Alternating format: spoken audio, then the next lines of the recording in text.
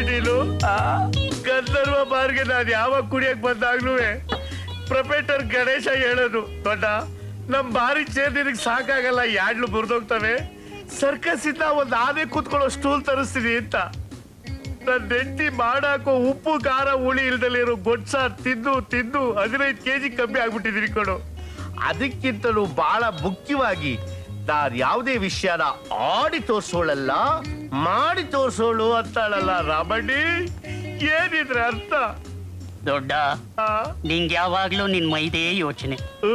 ಹಾಳಾದವನೇ ನನ್ನ ಮಕ್ಕಳನ್ನ ನೋಡ್ಬೇಕು, ಹೆಂಗಾಗ್ಬಿಟ್ಟಿದಾವ್ ಗೊತ್ತಾ?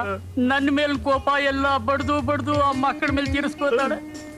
ಮಾತೆತ್ತಿದ್ರೆ ಒಂದು ಮನೆ ಕಟ್ಟೋ ಯೋಗ್ಯತೆ ಇಲ್ಲ, ನೀವು ಒಬ್ಬ ಗಂಡಸ್ರೇನ್ರಿ ಅಂತ ಬಳೆ ಕೊಡ್ತಾಳಲ್ಲೋ ತೊಟ್ಕೊಳ್ಳಿ ಅಂತ. ನನ್ನ ಮನೇಲೂ ಅದೇ ಗತಿ ದೊಡ್ಡ ರಾಮಣ್ಣಿ. ನಾನು ರುಚಿಯಾಗಿ ಊಟ ಮಾಡಿ ಎಷ್ಟು ದಿವಸಗಳಾಗ ಹೋಯ್ತೋ ಏನೋ. ನಾನು ಬಾಯ್ ಬಿಟ್ರೆ ಸಾಕು ದೊಡ್ಡ, ಮೊಗಚಕಾಯಿ ತಗೊಂಡು ಮೂತಿ ತಿವಿತಾಳೆ.